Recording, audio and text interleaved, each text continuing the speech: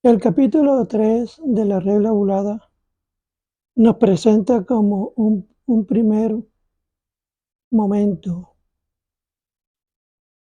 una primera invitación, una oferta de libertad, oferta de paz.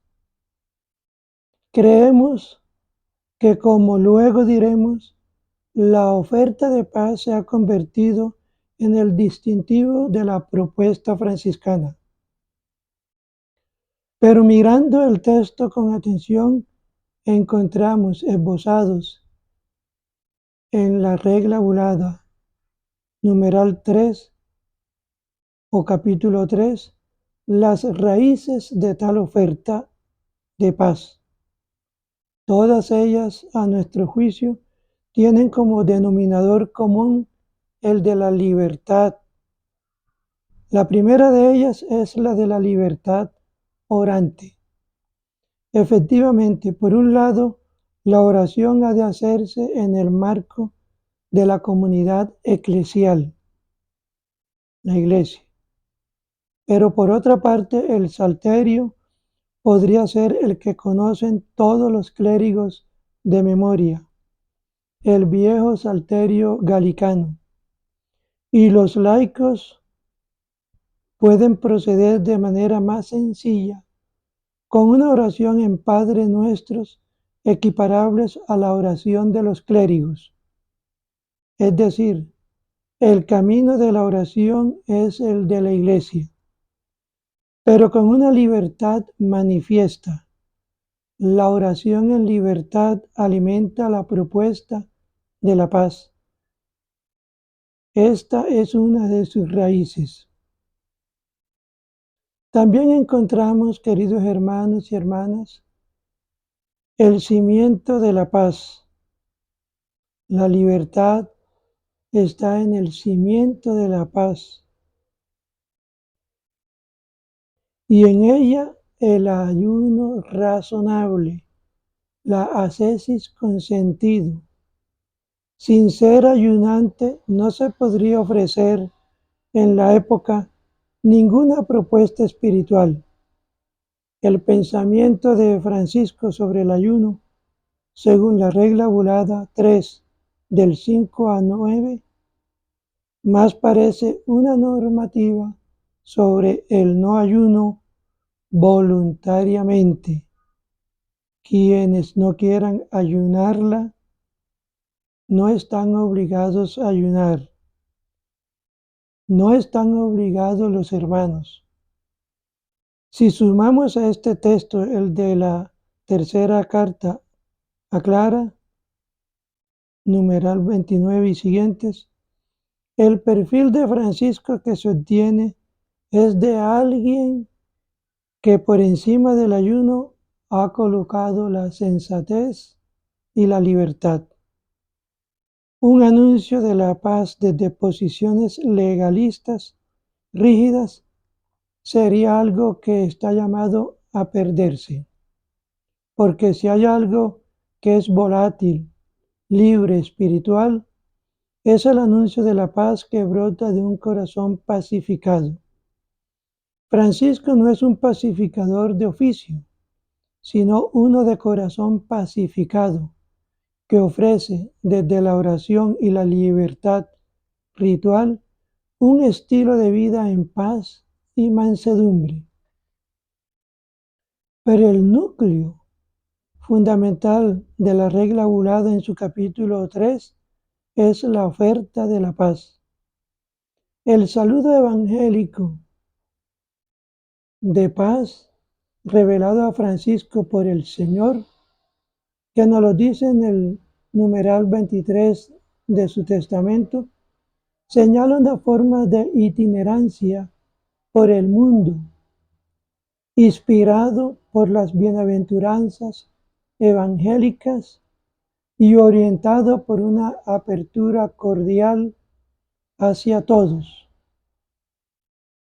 Encontramos 10 actitudes que se enumeran como tareas cuando se va por el mundo como trabajos de misión. Concluye en la oferta de paz. A eso habrá que llegar porque la paz es la puerta de cualquier transformación social. Por eso es una oferta para toda la casa.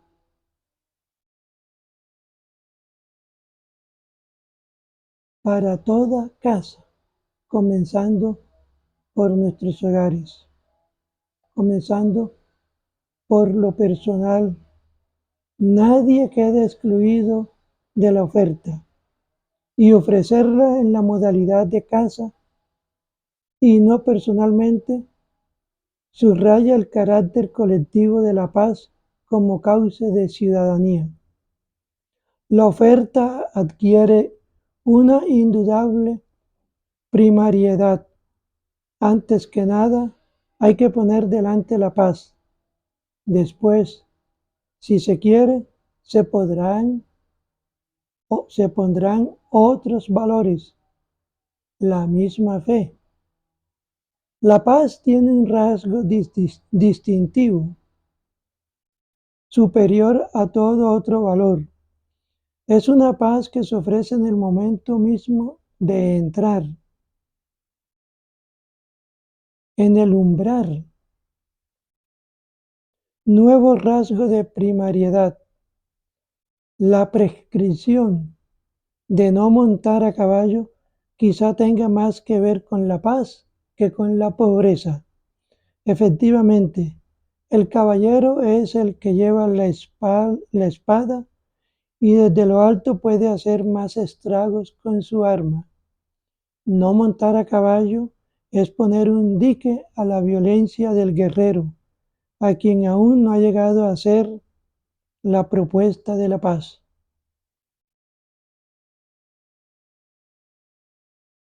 Devolviéndonos, queridos hermanos, a cómo Francisco oraba y de qué manera invitaba a sus hermanos a orar, hace alusión al Salterio Galicano. Es una de las dos versiones que San Jerónimo hizo en el siglo IV sobre el Salterio hebreo. Se difundió mucho y llegó a ser casi la versión única.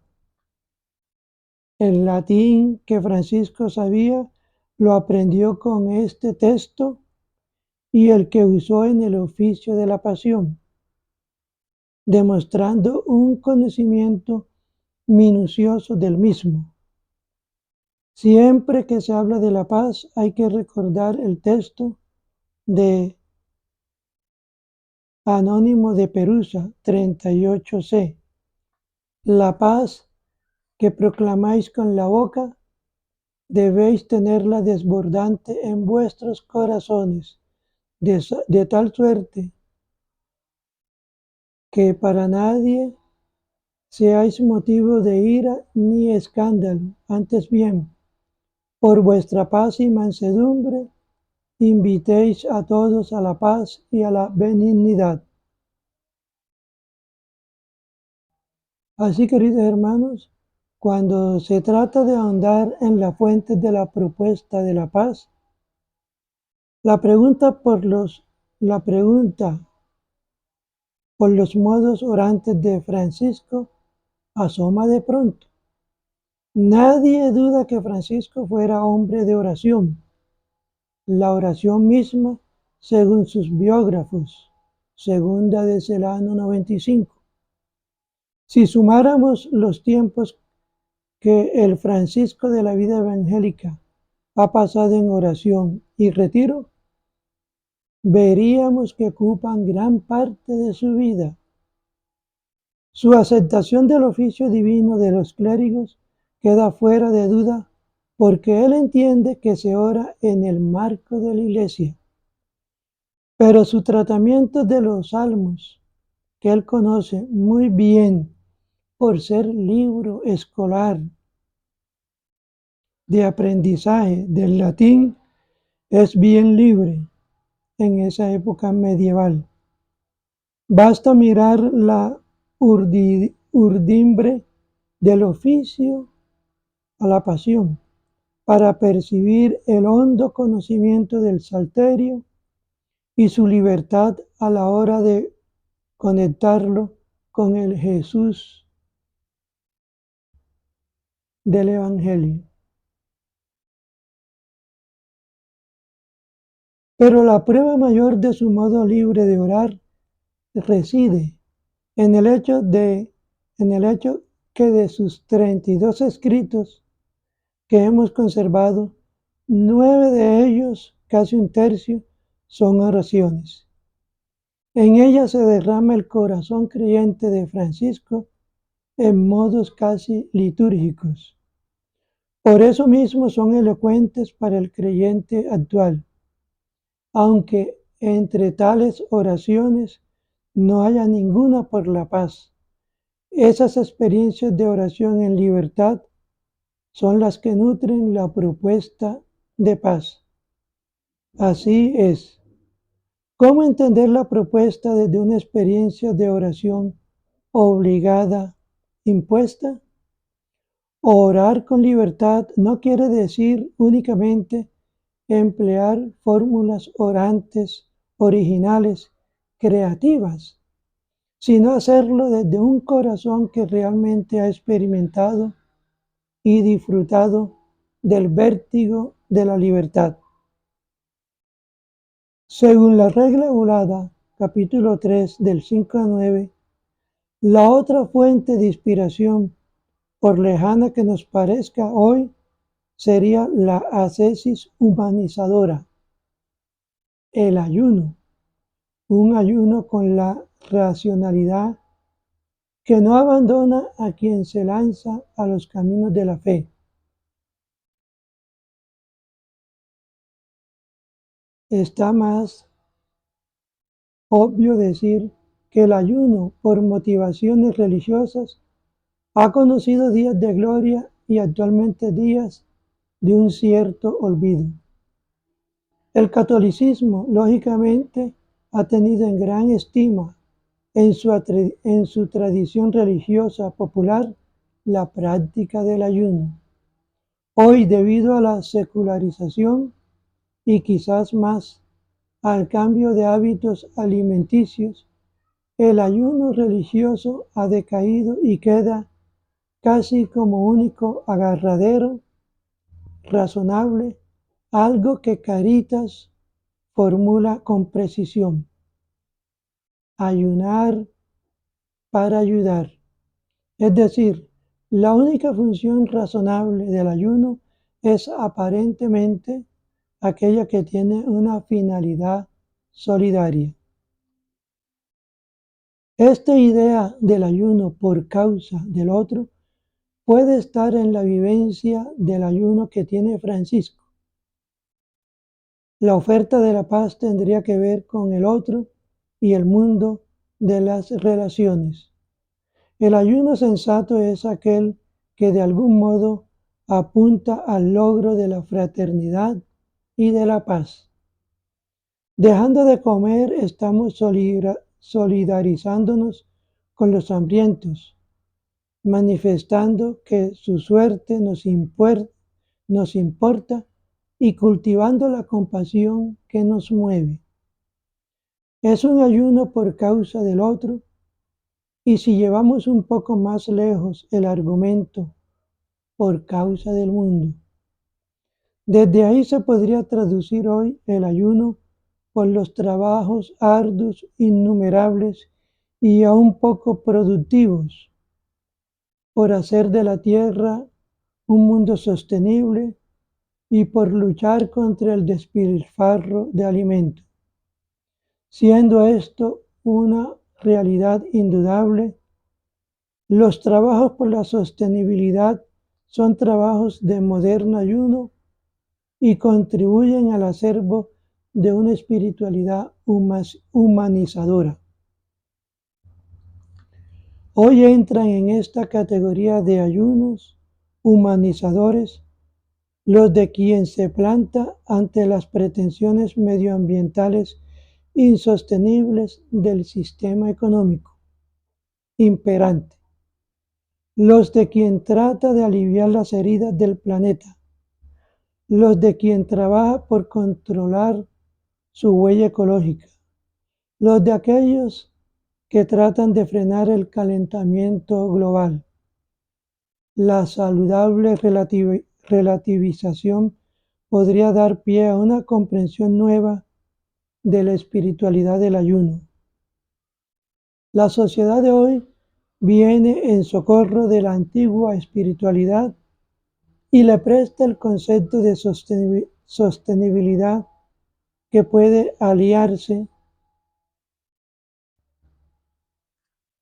muy bien con el ayuno.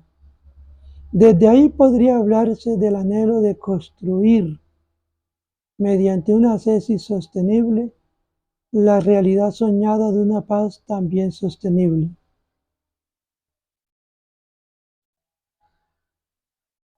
Recordemos también, queridos hermanos, que Francisco reza diariamente el oficio de los clérigos, el Parvo de la Virgen, el oficio de la Pasión y los otros salmos, cuando era acorralado por quienes le decían que rezaba en exceso.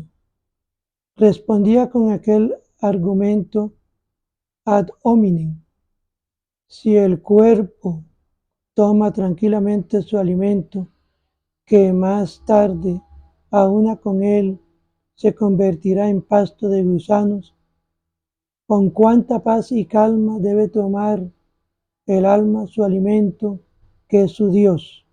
Segunda de Celano 96. Y así nos habla, nos hace caer en cuenta sobre el ayuno humanizador. Entonces, queridos hermanos, la paz es el núcleo central de Francisco y de toda la espiritualidad franciscana a lo largo de todos los siglos. Las primitivas biografías franciscanas han obviado el tema de la posible participación de Francisco en acciones violentas con resultado de muerte. Eran biografías para la edificación espiritual de los fieles o de los mismos frailes. De ahí que este aspecto nada edificante, en la medida en que existió, lo cubriera el silencio. Pero los franciscanistas siempre han estado tras ello, porque si, como decimos, ocurrió algo tan decisivo, se instala en las estructuras de la persona y tiene profundas consecuencias ulteriores, para bien o para mal. De ahí que si se quiere explicar la vida de Francisco como un proceso, no solamente como acciones puntuales, haya que contar con este tema de la violencia y de su posterior cambio en una especie de pacifismo declarado. ¿Qué ha pasado en ese proceso? ¿Cuál ha sido el punto de inflexión, de quiebre? ¿Hasta dónde ha cabido un cambio radical o ha sido algo más en consonancia con la propia persona de Francisco? No son cuestiones de fácil respuesta. Enumeremos algunas. Que el encuentro con las pobrezas, leprosos, ha sido un factor de profundísima humanización a nivel emocional. Es un dato. Que la mística martirial que le ha llevado a escenarios de violencia, como Damieta, haya terminado en una cierta frustración, es otro dato. Que su contagio por ósmosis social con los movimientos pauperísticos que rechazaban la violencia sistémica y religiosa, las cruzadas, aporta mucha luz al tema. Y por supuesto, que la asimilación del Evangelio como propuesta de paz y como viniendo de un pacífico como fue Jesús de Nazaret, esto es indudable. ¿Explican todos esos elementos el cambio producido? No del todo, pero abren a una comprensión más global del proceso espiritual y humano de Francisco. Por eso, queridos hermanos y hermanas, el tema de la paz pasa a ocupar un puesto central en el núcleo de la espiritualidad franciscana, junto con la pobreza, la minoridad, la fraternidad o la alegría. De esta manera, la paz adquiere rasgo espiritual de primer orden. No es solamente una virtud humana, sino el camino para el logro cristiano, para la salvación. En toda predicación que hacía antes de proponer la palabra de Dios a los presentes, les deseaba la paz, diciéndoles: el Señor os dé la paz. Anunciaba devotísimamente y siempre esta paz a hombres y mujeres, a los que encontraba y a quienes le buscaban. Debido a ello, muchos que rechazaban la paz y la salvación, con la ayuda de Dios, abrazaron la paz de todo corazón y se convirtieron en hijos de la paz y en émulos de la salvación eterna, como lo dice la primera de Celano, numeral 23. Francisco nunca se hubiera imaginado que el tema de la paz iba a adquirir tal decisividad. Era llegar al sustrato último de su debilidad, de su pecado, para transformar los movimientos de la violencia en los de la paz. Si eso se daba, se entendía que el Evangelio había arraigado en la persona.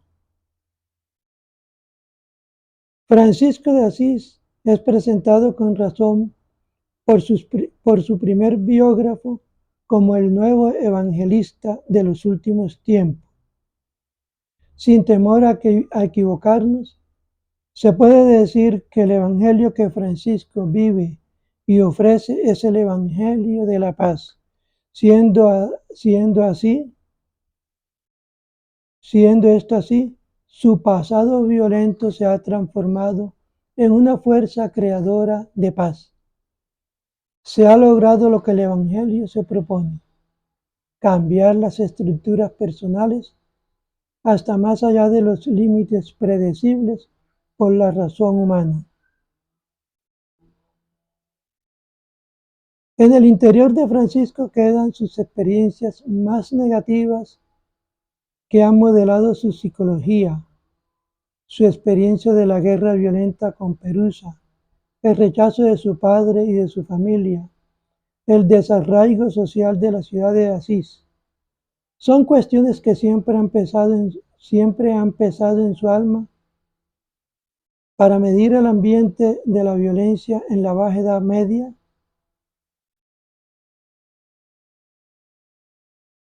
puede enfocarse también el tema de la paz desde la minoridad.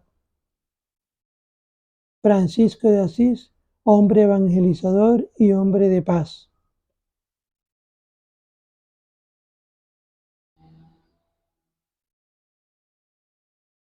La oración por la paz cobra un sentido nuevo, profético, cuando se realiza en el escenario mismo de la violencia.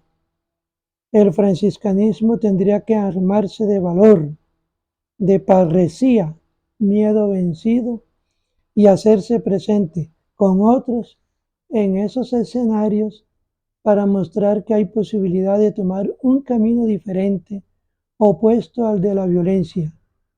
Sacar a la oración por la paz del ámbito de lo sagrado para situarla en el de la herida histórica. Es lo que da al lenguaje de la paz una fuerza que lo hace visible a los ojos de la sociedad.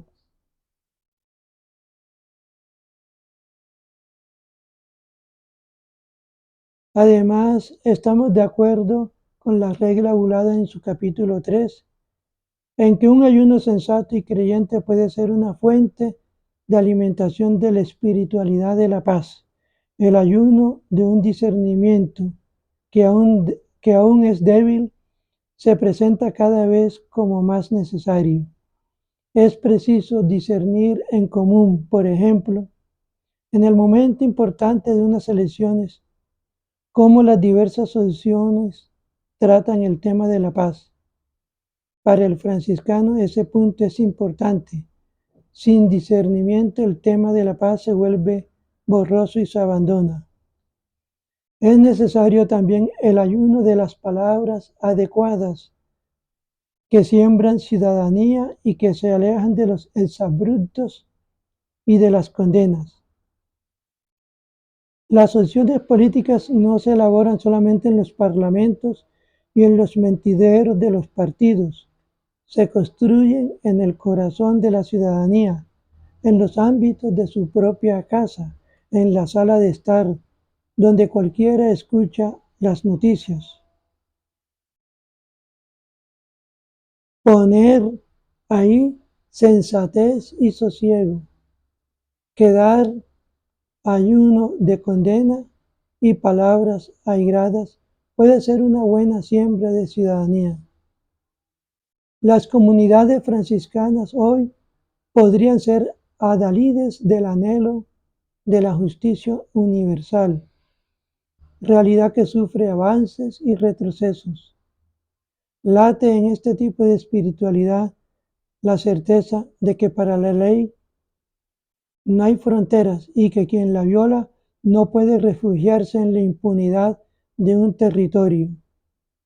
Es un paso decisivo en el camino por desenmascarar la arbitrariedad de la aplicación de la ley y desmonta los subterfugios de quien se oculta en legislaciones inhumanas. No será fácil que una comunidad franciscana concrete este anhelo, pero puede ser un tema recurrente en la oración y en la reflexión. Por todo ello, se puede pensar que las casas franciscanas sean casas abiertas a los trabajos de la justicia. A veces hay colectivos, religiosos o no, que trabajan por la paz, pero necesitan un amparo, un lugar para reunirse, un cierto apoyo y comprensión. Podrían encontrar en las casas franciscanas ese cobijo que les mantenga en sus ideales y les ayude en la acción. Asumir las indudables complicaciones que esto conllevaría es parte de los trabajos por el logro de la paz, concreción de la bienaventuranza de quien construye la paz.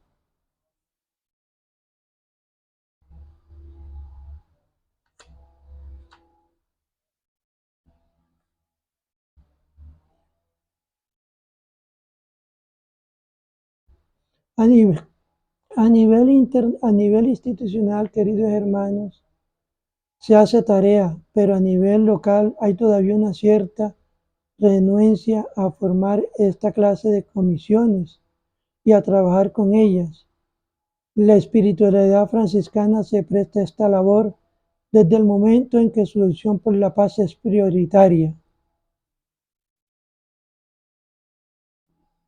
El momento,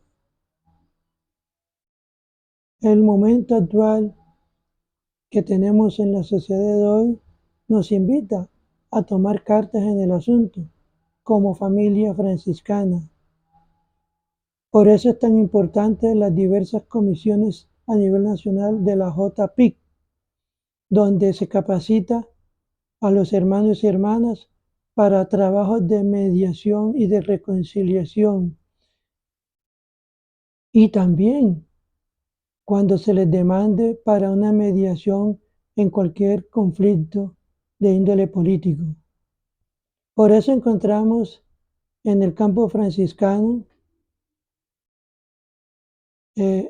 instituciones que trabajan por el bien y la paz, como por ejemplo Franciscanos Internacional, puede ser considerada el brazo de la paz en la familia franciscana. Su valiosa labor en conexión con los organismos de la ONU que queda reconocida por todos. El silencio con que trabaja, su disponibilidad, son valores que la acreditan. Tal vez sea una entidad poco conocida por la familia franciscana y por ende pocos son los que colaboran con ella. cualquier acercamiento que se haga con ellas tendrá fruto. Otra entidad de origen franciscano que no es propiamente de mediación política, pero que toca mucho de esos problemas, son los círculos del silencio. Es una acción no violenta en solidaridad con las personas migrantes y refugiadas. Surgieron como un movimiento ciudadano en Toulouse, Francia, en 2007 y se han ido extendiendo en diversos países y ciudades para denunciar las políticas migratorias y la vulneración de los derechos de las personas que emigran buscando un futuro de vida mejor. Tomar conciencia de la realidad de sufrimiento e injusticia que viven estas personas. Promover una cultura de solidaridad y acogida con las personas migrantes y refugiadas. Movilizar a la ciudadanía para que se busque una respuesta de justicia y dignidad para todas ellas. Así, queridos hermanos, terminando con este capítulo tercero, la regla volada nos invita a educarnos para la paz. Necesitamos una fuerte dosis de trabajo social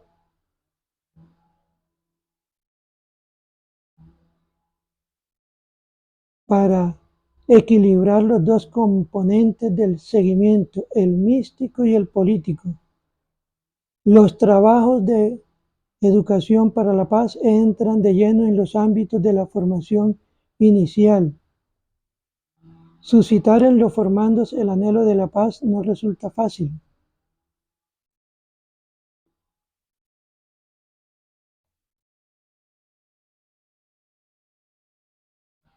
Con razón, habría que hacer de los trabajos por la paz un tema reiterado de formación permanente. Los hermanos pueden llegar a creer que los trabajos por la paz son solamente encomienda exclusiva de la Comisión JPIC y que por ello ese aspecto ya está cubierto. Este desentendimiento es nocivo porque el trabajo por la paz es algo que debe interpelar a toda persona, a toda fraternidad local y nacional, lo mismo que la minoridad, la oración o la austeridad. De ahí que educar para la paz en la edad adulta es algo que tendría que aparecer siempre en los planes de formación permanente. Aquí también insistir en lo esencial se hace urgente. La familia franciscana regenta numerosos centros educativos de toda índole. La paz ha de ser valor transversal, sembrado, vivido y celebrado a través de las actividades educativas. Y tal trabajo no puede ser considerado como un adorno que no incumbe a todos, sino que ha de tocar puntos concretos desde el alumnado, desde debe tocar puntos concretos donde el alumnado perciba la implicación que desde joven tiene la persona en la construcción de la paz.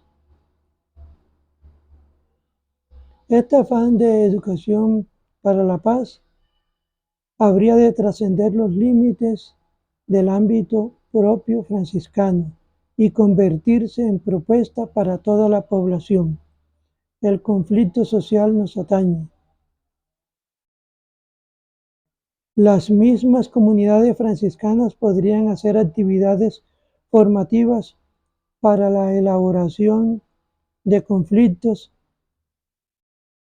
que suavizaría mucho los propios y ayudaría a tener interés en los ajenos. Los intentos que se han hecho han mostrado ser altamente productivos.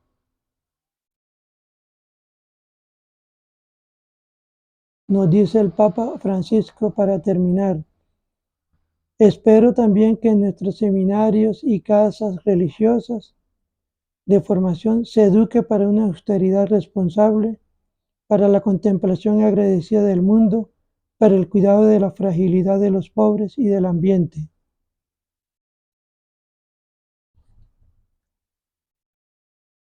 La paz franciscana es uno de nuestros valores centrales. Está presente en nuestro saludo franciscano, paz y bien. Y al decir de corazón este saludo, no como un cliché rutinario y sin sentido, la debemos relacionar con el autocontrol, con la capacidad de no dejarnos llevar por las emociones negativas y responder mediante conductas que no causen daño físico o emocional a los demás o a nosotros mismos. Y así, queridos hermanos, terminamos este capítulo tercero. Espero que sea de su provecho espiritual, fraterno, como persona y como hermanos y hermanas de la familia franciscana. Un saludo fraterno y bendición para todos vosotros, en el nombre del Padre, y del Hijo, y del Espíritu Santo. Amén. Hasta la próxima, paz y bien.